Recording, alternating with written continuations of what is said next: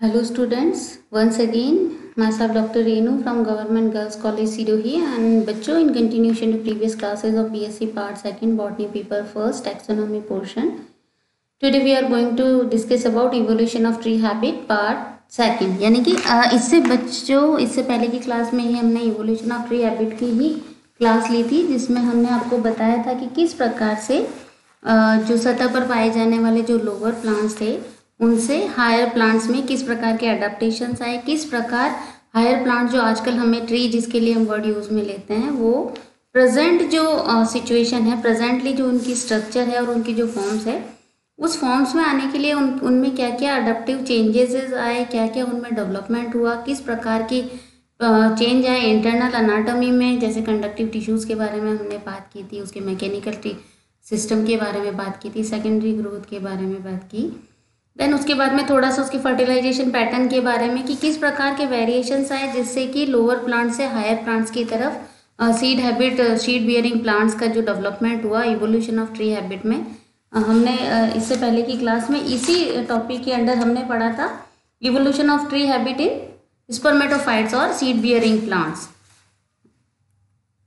बच्चों जब हम बात कर रहे हैं विकास की के विभिन्न पादप समूहों में विकासीय क्रम जो है, विकास की जो प्रोसेस होती है इसके दौरान अनेक परिवर्तन होते हैं। सामान्यतः जो होते हैं कुछ चेंजेस जो होते हैं कॉमन क्रम में होते हैं, यानी कि ये जो हम बात कर रहे हैं कि लोअर प्लांट से हायर प्लांट्स बन गए तो ये डायरेक्टली सीधे तो बने नहीं, इन्होंने एक सामान्य सा पैटर्न फॉलो किया है, एक सीरीज वाइज जो होते हैं वो चेंजेस आए हैं और ये जो एक समान आकारी के संगठन यानी कि जो मॉर्फोलॉजिकल ऑर्गेनाइजेशन की जो सीमा होती है वो वहाँ तक पहुँचते हैं और उसके बाद में इस प्रकार जो एक प्रकार का समान विकासीय क्रम अपनाने वाले पौधे जो होते हैं आपस में आनुवांशिक रूप से सेम कैरेक्टर शो करते हैं और इस प्रकार का जो डेवलपमेंट होता है उसे हम पैरेलिज्म वर्ड यूज में लेते हैं, यानी कि वो क्रम, वह विकास का क्रम जिसमें पौधे इतने एक दूसरे के समांतर होते हैं कि उनके जो इंटरनल कैरेक्टर्स होते हैं बच्चों वो भी एक जैसे ही दिखाई देने लग जाते हैं। तो हम कहते हैं कि पैरेलिज्म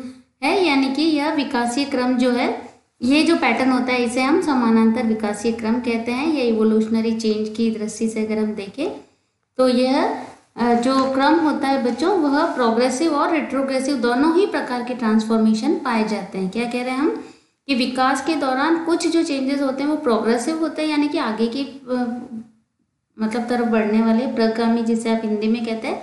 सम of these are retrogressive type के, यानी कि कुछ होते हैं जो पीछे की तरफ होते हैं, यानी कि कुछ तो डेवलपमेंट होंगे और कुछ उनमें जो ऑलरेडी डेवलप्ड ऑर्गन्स हैं उनमें रिडक्शन पाया जाएगा, जिससे ये जो ट्रांसफॉर्मेशन होते हैं वो दोनों ही प्रकार के होते हैं। और विभिन्न जो पादप वर्ग होते हैं बच्चों इनमें इस प्रकार का जो विकास होता है, जैसे कि गैमेटोफाइट बन गया, न्यूरोस्पोरोफाइट बने, बीजाणु भित्ति की उत्पत्ति हुई, ये सब जो होता है रिटेंशन की प्रक्रिया के अनुसार मॉडर्न सीड प्लांट जो होते हैं, सीड फर्स्ट जो होते हैं, ये सब इसी प्रकार से डेवलप हुए हैं जो हमें प्रेजेंटली दिखाई देते हैं। यानी कि विभिन्न भिन्न जो पौधे होते हैं बच्चों उनमें जो मॉर्फोलॉजिकल रिडक्शन का पाया जाना भी जो पैरेलिज्म का ही एग्जाम्पल है। पैरेलिज्म यानी कि समानांतर विकास का ही एक एग्जाम्पल है कि मॉर्फोलॉजिकल रिडक्शन भी पाया जाता है। हम ये नहीं कह सकते कि हर बार आगे की तरफ ही विकास होगा। और इस प्रक्रिया को पौधों के स्वपोषी यानी कि ऑटोट्रोपिक स्वभाव और पैरासिटिज्म, सेप्रोफाइट, ये जो जितने भी वेरिएशंस पाए जाते हैं ये सब डेवलपमेंट के ही प्रकार के अंतर्गत आते हैं। अब हम बात करते हैं पहले टाइप्स ऑफ डेवलपमेंट बच्चों की कि कितने प्रकार की टाइप्स हो सकती हैं। अगर हम विकास की बात करें तो विकास को हम कितने प्रकार में या डिवाइड कर सकते हैं। तो अभी हमने पैरेलिज्म की बात की थी बच्चों कि क्या होता है पैरेलिज्म। पहले हम ये बता चुके हैं कि जो समान वातावरण या अनुकूलन के अनुसार, क्या कह रहे हैं बच्चों हम कि जब कभी किसी जीवों का समूह जो होता है वो समान वातावरण में या समान वातावरणीय अवस्थाओं में रहता है तो उसके परिणाम स्वरूप क्या होता है बच्चों कि समान अनुकूलित लक्षण यानी अडेप्टेशन का जो विकास होता है वो समानांतर होता है। इस प्रकार का जो विकास होता है उसे हम पैरेलिज्म कहते हैं, यानी कि समानांतर विकास का क्रम कहते हैं। क्या कह रहे हैं, जब दो प्लांट एक साथ किसी या प्लांट या जीव भी बात कर सकते हैं, क्योंकि यहाँ हम बॉटनी या जूलॉजी के हिसाब से नहीं, हम सिंपल सा समझाना चाह रहे हैं बच्चों कि होता क्या है डेवलपमेंट। तो टाइप्स ऑफ डेवलपमेंट में first we are going to discuss about parallelism की बात कर रहे हैं बच्चों कि क्या कह रहे हैं कि जब ये डायग्राम से ही आपको पता चल रहा है कि जब सिमिलर इंटरनल कैरेक्टर शो करना, जेनेटिकली इंटरनल कैरेक्टर सिमिलर दिखाई देते हैं तो ये पैरेललिज्म का यानी समानांतर विकास का होता है। लेकिन अगर यही दो अलग अलग प्रकार के मतलब सेम स्पीसीज तो सेम है, लेकिन जो इंटरनल फैक्टर्स या वातावरणीय कारकों के द्वारा इनमें कुछ चेंजेस आ जाते हैं, जिसके द्वारा जो हमें सेकेंड जो स्पीसीज मिल रही है उनमें कुछ इंटरनल हमें कैरेक्टर जो होते हैं वो डिफरेंट दिखाई देने लगते हैं। इस प्रकार का जो विकास होता है उसे हम डाइवर्जेंट टाइप का डेवलपमेंट करते हैं। Third one is convergent type.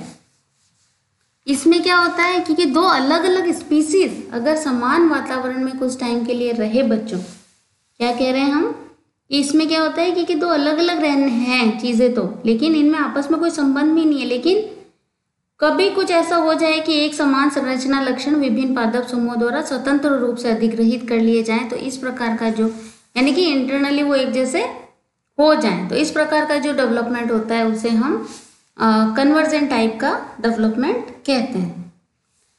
अब अगर हम वर्ड्स में बात करें तो फर्स्ट अगर हम पैरेललिज्म की बात करें बच्चों, तो इस प्रकार का जो इसके अंतर्गत क्या होता है कि विभिन्न पादप समूह में विकासीय क्रम के दौरान उनके लक्षणों में अनेक परिवर्तन होते हैं। क्या कह रहे हैं हम कि during the process of evolution there are some characteristic differences there are emerge due to the environmental condition और due to the surrounding of the organism.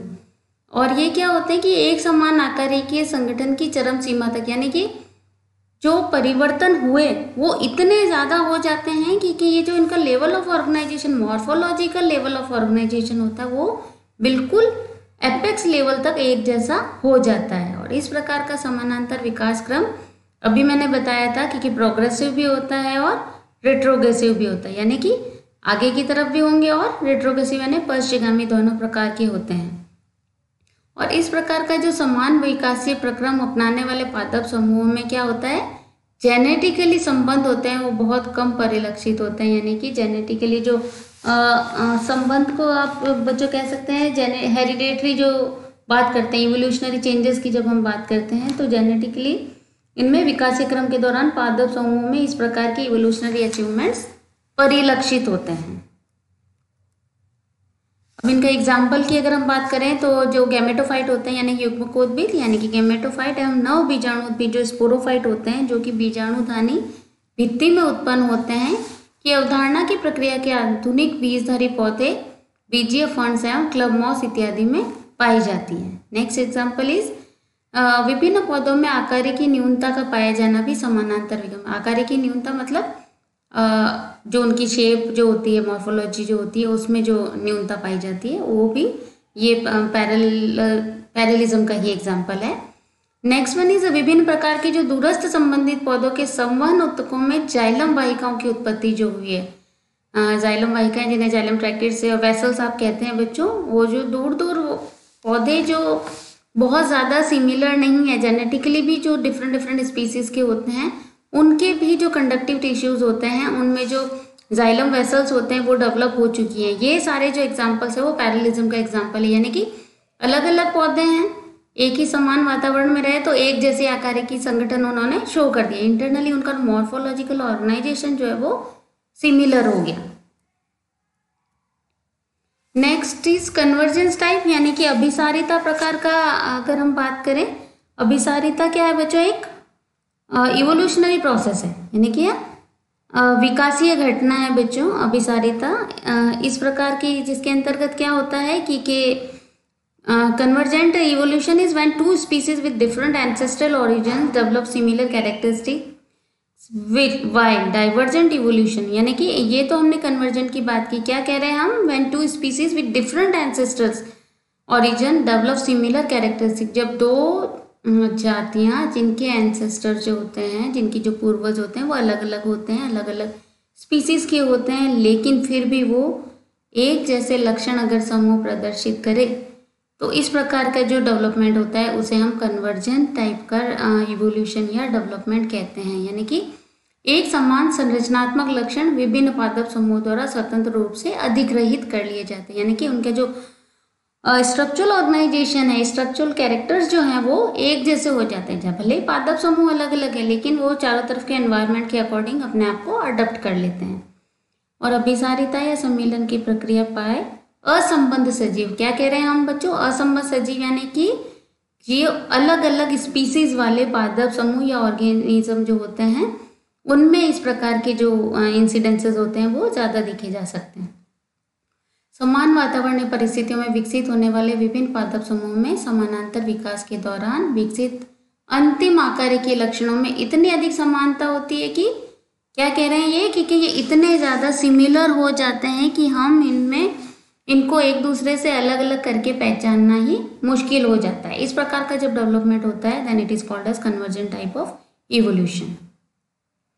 पादप जगत में विभिन्न पादप कुलों जैसे कि कहाँ कैक्टसी, कैक्टस का जो प्लांट है, यूफॉर्बिएसी जिसे आप डंडाथोर कहते हो, लिलियसी, एक्सक्लेपीडियसी, एमेरिलिडेसी के सदस्य अभिसारिता यानी कन्वर्जेंस प्रकार की प्रवृत्ति में सबसे अधिक निरूपित करते हैं। उदाहरण is North American cactus, family Cactaceae and South African euphorbias. Cactaceae, cactus और यूफॉर्बिया का प्लांट बच्चों आप सब लोगों ने बहुत अच्छे से देख रखा है।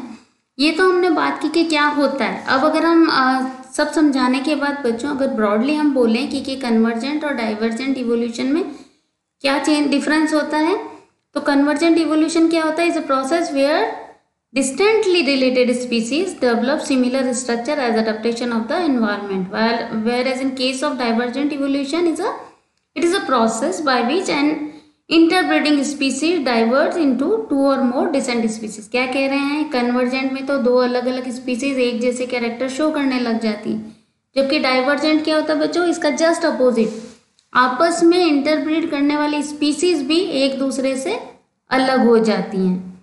कन्वर्जेंट टाइप में क्या हुआ? बोथ जो स्पीसीज होती है live with in the same environment, यानी कि यहाँ पे हम कह रहे हैं एनवायरमेंटल फैक्टर्स जो होते हैं वो बहुत इंपॉर्टेंट रोल प्ले कर रहे हैं कन्वर्जेंट टाइप के इसमें इवोल्यूशन में या फिर डेवलपमेंट में। जबकि जो डाइवर्जेंट टाइप का होता है उसमें जो दो स्पीसीज होती हैं वो अलग अलग एनवायरनमेंट में रहने के कारण रहती है, लेकिन अलग अलग एनवायरनमेंट किससे? उनके एंसेस्टर्स से। हम यहाँ कंपैरिजन दो स्पीसीज का नहीं कर रहे, हम कह रहे हैं उनके एंसेस्टर्स अलग अलग थे इसलिए उनमें वेरिएशंस है। This is all about types of development और विकास के प्रकार। तीनों प्रकार हमने बच्चों डिस्कस कर लिए हैं। Thank you very much.